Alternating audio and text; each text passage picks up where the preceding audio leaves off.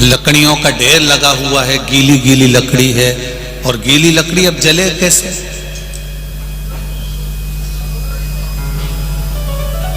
जैसे गीली लकड़ी जलती नहीं है तो उसको सूखी लकड़ी के साथ में जला दिया जाता है तो वो जल जाती है। जलती कि नहीं जलती? जल जाती। गीली लकड़ी सूखी लकड़ी का संग पकड़कर जल जाती है। उसी तरह बुरा व्यक्ति किसी अच्छे व्यक्ति का अगर संग पकड़ ले, कोई भजनावली का, कोई कीर्तनी का, कोई मंत्र जाप करने वाले का, कोई नाम जाप करने वाले का, कोई कीर्तन करने वाले का, कोई स्मरण करने वाले का अगर संग पकड़ लेता है तो निश्चित है वो भी तर जाता है, पार उतर जाता है।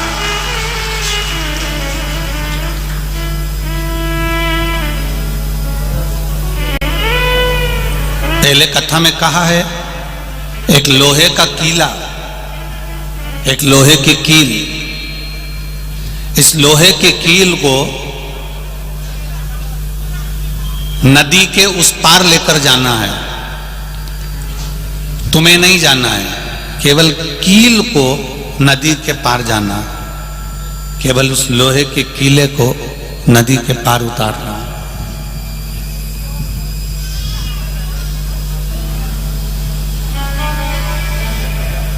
लोहे का कीला, लोहे की कील नदी के उस पार लेकर जाना है, और तुम्हें नहीं जाना है, केवल उस कील को जाना है। तो कील को उठाकर तुमने नदी में डाला तो वो कील तैर जाएगी क्या? वो लोहे की कील, लोखंड का कीला, लोहे का कीला पार उतर जाएगा? नहीं उतरेगा। पर उसी लोहे की कील को अगर आपने एक लकड़ी में ठोक दिया, एक लकड़ी में उसको ठोका और उस लकड़ी को आपने पानी में डाल दिया तो वो लोहे की कील भी पार उतर जाती है।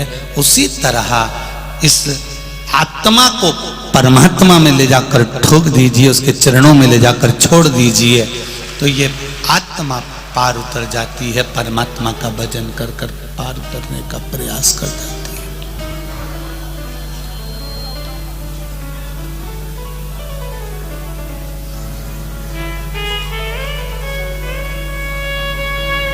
बहुत गहरा संसार सागर, भव सागर बहुत गहरा है। इस बहुत गहरे भव सागर में, संसार सागर में भजन एक लकड़ी की तरह है, और उसमें अगर ये भजन हमने अगर जोड़ दिया है तो ये निश्चित है कि भव सागर से पार उतरने में देरी नहीं लग सकती। भव सागर से हम पार उतर सकते हैं। शिव कथा कह रही है,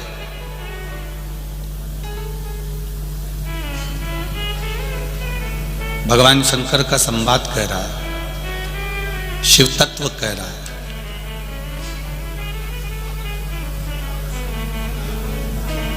पुण्य तीन तरह से किया जाता है, एक मन से, दूसरा वचन से, और तीसरा कर्म से।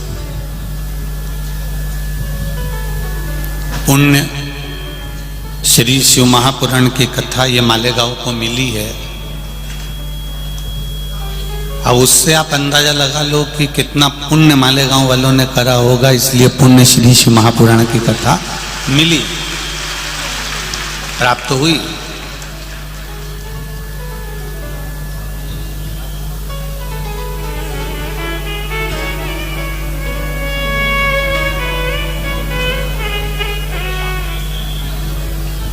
कई लोग कहते हैं गुरुजी हमने व्रत रखा, हमको पुण्य मिलेगा कि नहीं मिलेगा? हमने माला पकड़कर जाप करा, हमें पुण्य मिलेगा कि नहीं मिलेगा? हम 24 घंटे भगवान की माला पकड़कर जाप करते हैं, भजन करते हैं, कीर्तन करते हैं, हमको पुण्य मिलेगा कि नहीं मिलेगा? हम मंत्र जाप कर रहे हैं, हम माला जाप कर रहे हैं, हम मंत्र माला में डूबे हुए हैं, हम व्रत कर रहे हैं, तपस्या कर रहे हैं, साधना कर रहे हैं, इसका पुण्य हमको मिलेगा कि नहीं मिलेगा? तो पहले तो आप अच्छे से समझ लो उस बात के लिए कि भजन क्यों कर रहे हो, मंत्र जाप क्यों कर रहे हो, नाम जाप क्यों कर रहे हो, स्मरण क्यों कर रहे हो, कीर्तन क्यों कर रहे हो, पहले उसको समझो।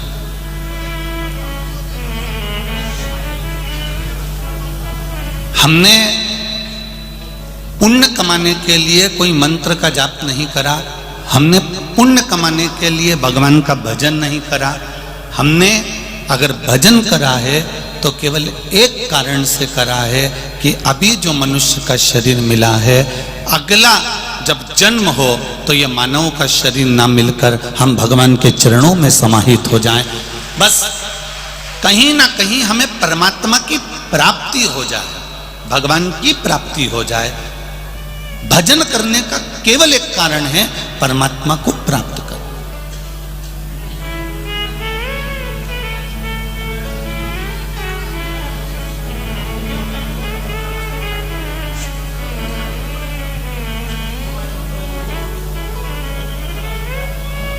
एक बेलपत्री में 3 पत्ती होती हैं। थोड़ा ध्यान से सुनना मालेगांव वालों, पुण्य शिव महापुराण की कथा चल रही है, बार बार नहीं मिलेगी। और जितने लोग आस्था पर सुन रहे हैं, जितने लोग फेसबुक यूट्यूब पर सुन रहे हैं, वो भी ध्यान लगाकर सुन।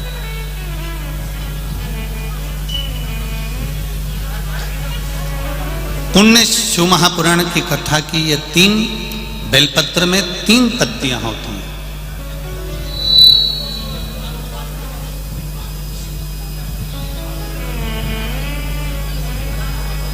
ये 3 पत्तियां शिव महापुराण की कथा कहती है। जब हम देवाधिदेव महादेव को समर्पित करते हैं, जब हम भगवान शंकर को ये 3 पत्तियां समर्पित करते हैं, तो हमारा वर्तमान, हमारा भविष्य और हमारा पूर्व का किया हुआ जो भाग है, वह भी केवल एक बेलपत्र जब हम भगवान शंकर को समर्पित करते हैं, तो हमारा वर्तमान, हमारा भविष्य और हमारा भूत जो निकल गया, वो तीनों ही भगवान शिव उसको संवार देते। मात्र एक बेलपत्र का फल इतना प्रबल है कि एक बेलपत्र मात्र भगवान शंकर को समर्पित कर देने से हमारा निश्चित समय अवधि गणना सब स्वीकार कर लेते हैं भगवान शंकर।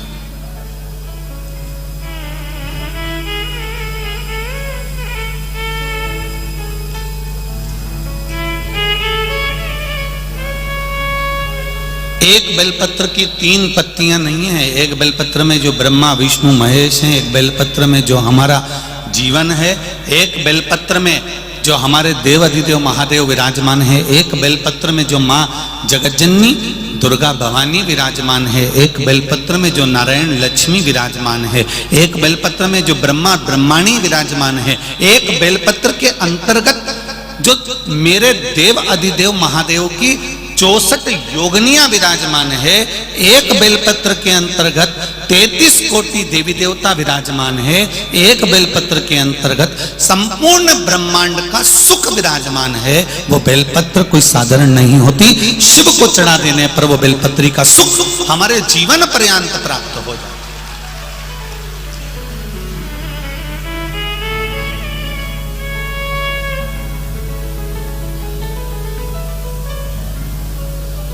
केवल एक बेलपत्र हमने जो देवाधिदेव महादेव को समर्पित करी, उसका सुख हमको अपार सुख प्रदान कर देता। पुण्य 3 तरह से होता है, एक मन से, वचन से और कर्म से।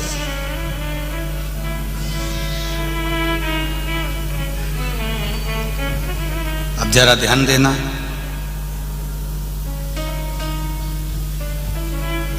मन से हम जिंदगी में कभी किसी के प्रति भेदभाव ना रखें।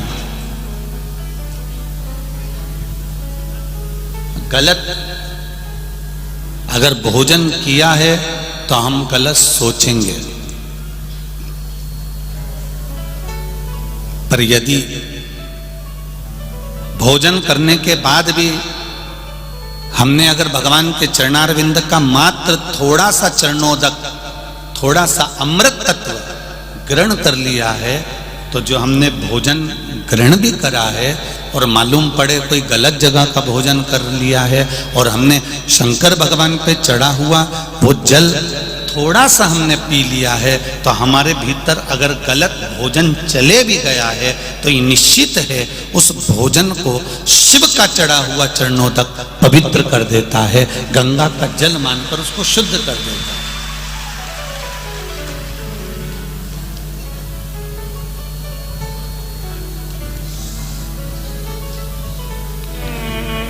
दो विष होते हैं, दो तरह का विष होता है। एक विष भोजन में मिलाया जाता है और एक विष कानों में मिलाया जाता है। जरा ध्यान देना मालेगांव वालों और जितने लोग आस्था चैनल पर सुन रहे हैं वो भी। एक विष भोजन में मिलाया गया है और एक विष कानों में घोला गया है। ये दो विष हैं। इसमें एक विष जो भोजन में मिलाया गया है उस विष से तुम बच सकते हो, पर जो कानों में जहर उगला गया है उससे जिंदगी में कभी बचला नहीं जा सकता, कभी नहीं बच सकते उससे कभी बचा नहीं जा सकता। आप उससे कितना भी प्रयास कर लो नहीं बच सकते हो।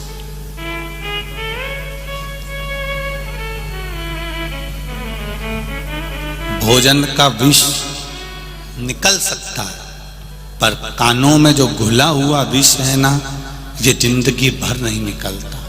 एक सास ने अगर बहू को अपशब्द कह दिया है, जेठानी ने देवरानी को अपशब्द कह दिया है, एक बेटे ने बाप को अपशब्द कह दिया है, एक भाई ने भाई को अपशब्द कह दिया है, एक बहन ने बहन को अपशब्द कह दिया है, किसी मोहल्ले के व्यक्ति ने, कॉलोनी के, सोसाइटी के व्यक्ति ने अपशब्द कह दिया है। एक बार अपशब्द किया और वो अपशब्द जीवन पर्यांत तक रहता है, मरते दम तक वो अपशब्द समाप्त नहीं होता। जब तुम उसको देखते हो तब तुम्हारा खून खोल जाता है, इसने मेरे साथ ऐसा किया।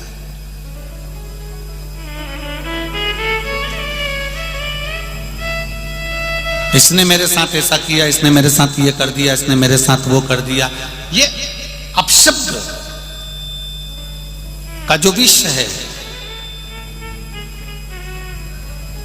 ये विष जो अपशब्द का विष है जो कानों में घोला जाता है, ये मनुष्य की जिंदगी को बर्बाद कर देता है। जितना शरीर में गया हुआ जहर, जितना शरीर में भोजन के साथ गया हुआ जहर काम नहीं करता, उससे ज्यादा काम करता है कानों में गया हुआ जहर।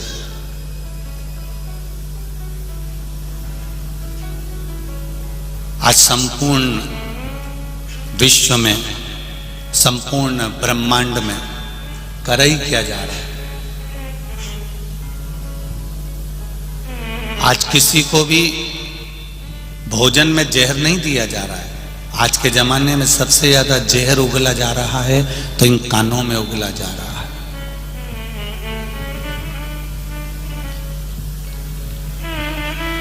ये कानों का जो जहर है, ये जीवन को नष्ट करने वाला।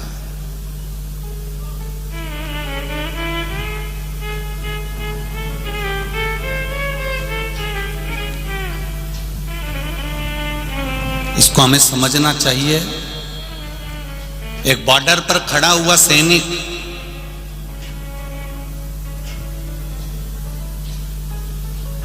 भारत और चीन की बॉर्डर पर खड़ा हुआ है, कहीं कहीं की बॉर्डर पर खड़ा हुआ है।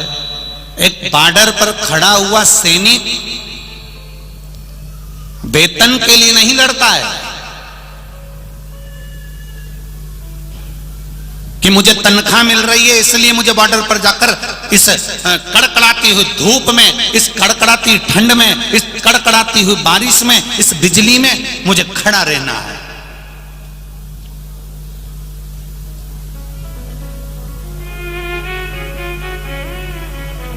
एक बॉर्डर पर खड़ा हुआ सैनिक वेतन के लिए नहीं लड़ता। एक भारत का सैनिक, बॉर्डर पर खड़ा हुआ सैनिक वेतन के लिए नहीं, अपने वतन के लिए लड़ता है, इसलिए वो अग्रण्य होता है।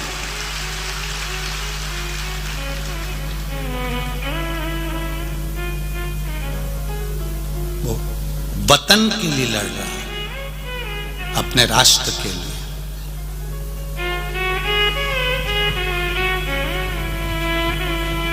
और शिव कथा कह रही है थोड़ा सा पुण्य, हमने पहले भी कथा में कहा, आज फिर कहते हैं, जब एक लोटा जल आप देव अधिदेव महादेव को चढ़ाएं तो चढ़ाते समय भगवान देव अधिदेव महादेव से ये भी प्रार्थना करें कि जो बॉर्डर पर खड़े हुए हैं या हमारी राष्ट्र की रक्षा के लिए खड़े हुए हैं, वो जीवित अपने घर में आए, उनकी बॉडी ना आए, इसका स्मरण देव अधिदेव महादेव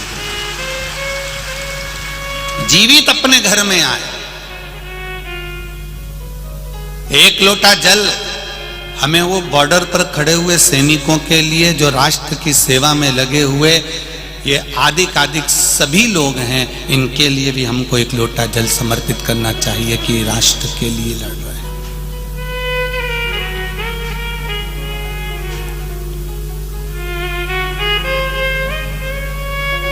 कि चंदन है इस देश की माटी, तपोभूमि हर ग्राम है, हर बाला देवी की प्रतिमा, बच्चा बच्चा राम है, जिसके सैनिक समर भूमि पर गाया करते गीता है, उसी माटी के हल्के नीचे खेली करती सीता है। ये चंदन है भारत की भूमि, कोई साधारण भूमि नहीं है।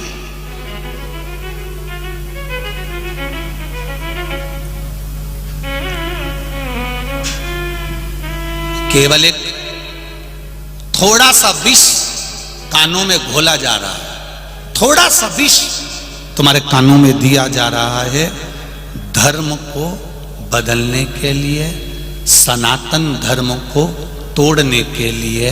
तो तुम्हें भी कह देना चाहिए मैं विष खाने को तैयार हूं पर धर्म बदलने को तैयार नहीं।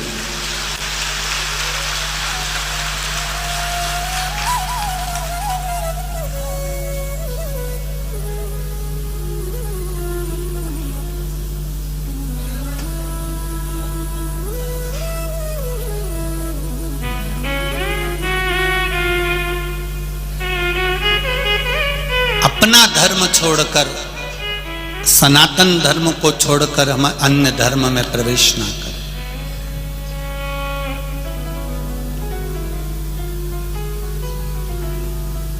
शिवाजी की भूमि है महाराष्ट्र, मराठवाड़ा। ये महाराष्ट्र जिस महाराजा शिवाजी ने अपना प्राण लाकर रख दिया था केवल इस राष्ट्र को बचाने के लिए, धर्म को बचाने के लिए, संस्कृति और सभ्यता को बचाने के लिए।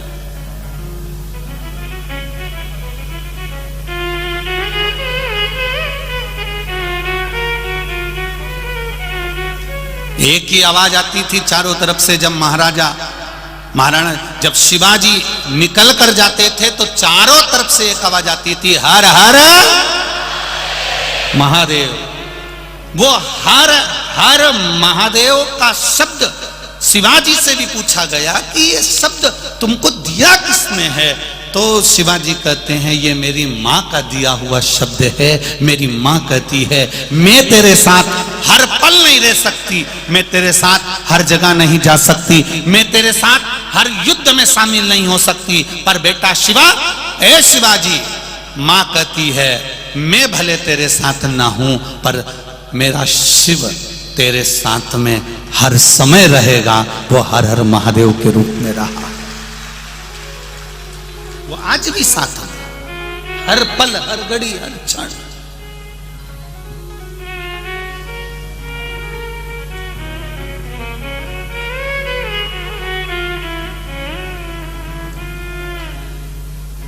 आप लोग के मुख पर जिस दिन ये शब्द आ गया ना, कौन सा, जम के बोलिए जरा,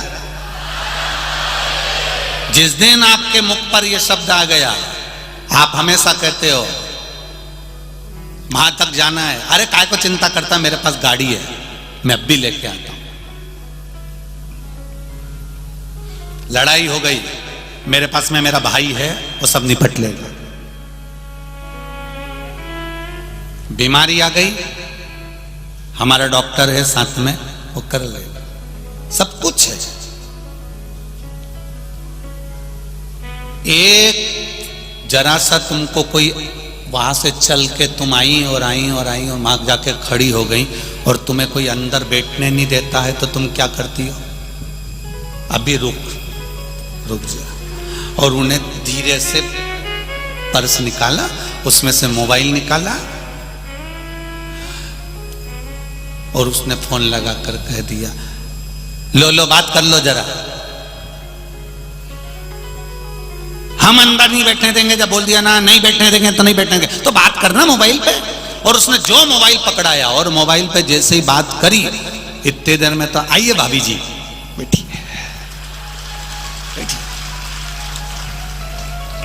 बोलो सही है कि गलत है? बस कितनी दम, एक मोबाइल लगाया और केवल जरा सी बात कराई और भाभी आगे आके बैठ गई। अब मोबाइल में इतनी दम है कि केवल एक फोन लगाया और भाभी आगे आकर बैठ गई, उतना दम हर हर महादेव में है कि वो भी आगे आकर बिठा देता है।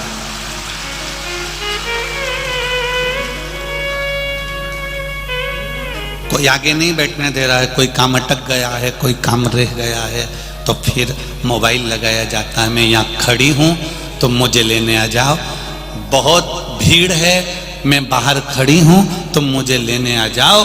उसी तरह एक शब्द हम भी देवादिदेव महादेव से कहते हैं, हे भोले बाबा, संसार सागर में भटका हुआ हूँ, पड़ा हुआ हूँ, बहुत कष्ट में हूँ, आप मुझे संभालने आ जाओ। तब देवादिदेव महादेव डमरू बजा देते हैं और आपको अपना ले।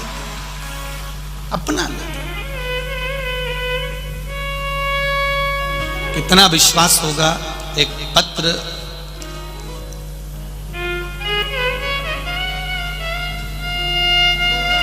पायल सुजेंद्र सरोदे,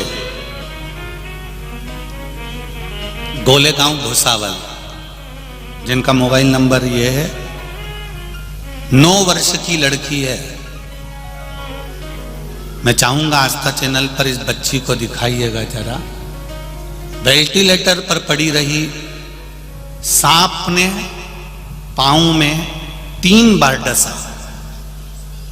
सांप एक बार डसता है, इस लड़की को 3 बार डसा। इसका वीडियो भुसावल से भेजा गया है, जरा आप देखिएगा। वेंटिलेटर पर डाल दिया गया, डॉक्टरों ने हाथ ऊंचे कर दिए कि अब ये लड़की नहीं बच सकती। 9 वर्ष की बेटी है पायल। सुरेंद्र जी सरोदे 9 वर्ष की। इस बेटी का नियम था शिव जी को जल चढ़ाना 1 लोटा, बेलपत्री चढ़ाना, शंकर जी के मंदिर में श्रृंगार करके आना। पिता के साथ में खेत पर गई थी, सांप डस लिया, लेकर भागे, भुसावल के हॉस्पिटल में रखा, वेंटिलेटर पर डाल दिया। तड़पती रही, आंखों की रोशनी चली गई, शरीर काम करना बंद कर दिया। वेंटिलेटर पर डॉक्टर ने कह दिया अंतिम सांसें है। ऐसा ना जाने कौन सा सांप था जो इसको डस गया। अगर एक साधारण सांप डसता तो हम बचा लेते, पर 3 बार डसा है, जहर पूरे शरीर में पहुंच चुका है। इसके परिवार वाले शिव जी के मंदिर में पहुंचे, जिस मंदिर में बेटी रोज जाती थी, और परिवार वालों ने जाकर कहा, देवादिदेव महादेव, मेरी बेटी आपके मंदिर आती थी, सियोर वाला महाराज कहता है कि आप संभालने वाले बैठे हो तो क्या चिंता करना, डॉक्टर अपना काम करे, पर महादेव आप तो अपना काम करिए।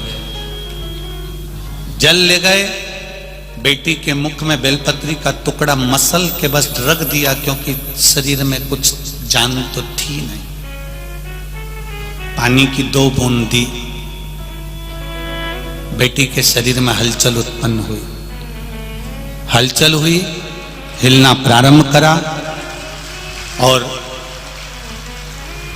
बेटी को धीरे धीरे कर कर होश आया। आंखें चली गई थी, रोशनी खत्म हो गई थी। 3 दिन तक आंख में रोशनी नहीं थी। धीरे से होश में आई। होश में आकर हाथ पैर तड़प रहे थे। आंख की रोशनी भी भोलेनाथ ने वापस दे दी और आंख की रोशनी आते से ही मां के गले लगकर कहती है, मां, नंदी पर चढ़कर कोई आया था।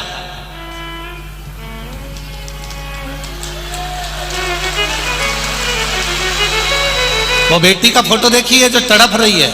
नंदी पर चढ़कर कोई आया था और इसमें लिखा है, उसके साथ में पार्वती जी कोई स्त्री, बड़ी सुंदर, एक लाल कलर की साड़ी पहनी थी, बड़ी सी बिंदी लगी थी, पीला सिंदूर उसके मांग में था। 9 साल की बेटी अपनी मां को कह रही है और मां वहां पर पास में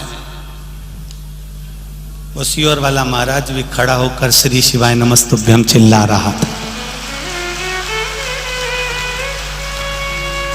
और बेटी का कितना प्रेम होगा जरा सोचिए। और बेटी होश में आ गई और बेटी आज ठीक है। थोड़ा शरीर में कष्ट जरूर है, पर उस बेटी ने यह पत्र भुसावल से भेजा है। मैं बहुत बहुत धन्यवाद दूंगा इस पत्र को जो लेकर आए हैं उनको भी, और उस बेटी के लिए हम सब एक बार कहेंगे श्री शिवाय नमस्तुभ्यम। फिर से कहिए श्री शिवाय नमस्तुभ्यम। स्वस्थ हो, अति शीघ्र स्वस्थ। ये शिव तत्व, ये शंकर, कितना विश्वास। एक पत्र और देखिए, हम पूरे पत्र तो अभी पढ़े नहीं है, पर थोड़ा पत्र और देखिए।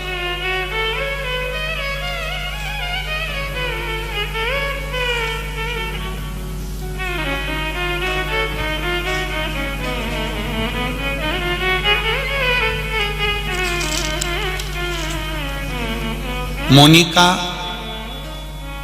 हरीश जी मोरे, कहीं बैठी हो तो हाथ हिलाइएगा। कहीं बैठी हो तो हाथ हिलाइएगा। दिख गई है क्या? दिख गई हो तो हाथ जरूर हिलाएं, दोनों हाथ हिला दें। अच्छा ठीक है, दिख गए दिख गए दिख गए, ठीक है। मोनिका हरीश जी मोरे, गुरुदेव, रहने वाली मालेगांव कैंप सोनारी गली यहां से हूं। 25 जुलाई 2016 को मेरी बड़े आंतड़ी में कैंसर हुआ था। मैंने 2 साल बहुत कठिनाई में गुजारे। उसके बाद मेरी तबीयत में कोई सुधार नहीं हुआ। धीरे धीरे धीरे धीरे धीरे धीरे करते करते शरीर शिथिल हो गया, बेकार होता चले गया। आंतड़े में, बड़ी आंतड़ी में कैंसर। बाबा को विनती करना चालू करा, शिव पुराण सुनना चालू करा। बाबा से कहा, बाबा डॉक्टरों ने कैंसर बता दिया है, ऑपरेशन का कह दिया है, पर आप संभाल लेना। गुरुदेव, जब से शिव महापुराण की कथा सुनना चालू करी, 1 लोटा पानी शंकर जी को चढ़ाना प्रारंभ करा। डॉक्टर बोल रहे हैं कि कैंसर है, भारी है, हाथों में है। शिव जी को सुपुर्द कर कर 1 लोटा जल चढ़ाती, जल को लाती, बेलपत्र खाती और फिर जांच कराने के लिए फिर मैं वापिस हॉस्पिटल चली गई। और गुरुदेव, जब मेरा फिर सीटी स्कैन हुआ और MRI हुई तो बाबा की कृपा से मेरी रिपोर्ट देव अधिदेव कृपा से नॉर्मल आना चालू हो गई। नॉर्मल आना चालू हुई। 2 साल तक बाबा ने मेरे ऊपर बड़ी कृपा करी। 2019 में कोरोना आ गया और कोरोना काल में मेरी तबीयत फिर खराब हुई। अब मंदिर द्वारे सब बंद पड़े थे, मैं क्या करती, शंकर के मंदिर कहाँ जाती। बाबा से विनती करी, फिर शिव जी को जल चढ़ाकर घर में ही बाबा को विनय करना प्रारंभ करा और बाबा की कृपा से थोड़ा मेरा स्वास्थ्य में अंतर आया। सितंबर 2022 में मेरी तबीयत फिर अचानक खराब हो गई और बाबा पेट में सूजन आ गई, तकलीफ बहुत ज्यादा बढ़ गई। इसके बाद में फिर जांच कराने गई तो डॉक्टर बोले आपके शरीर में कैंसर की मात्रा है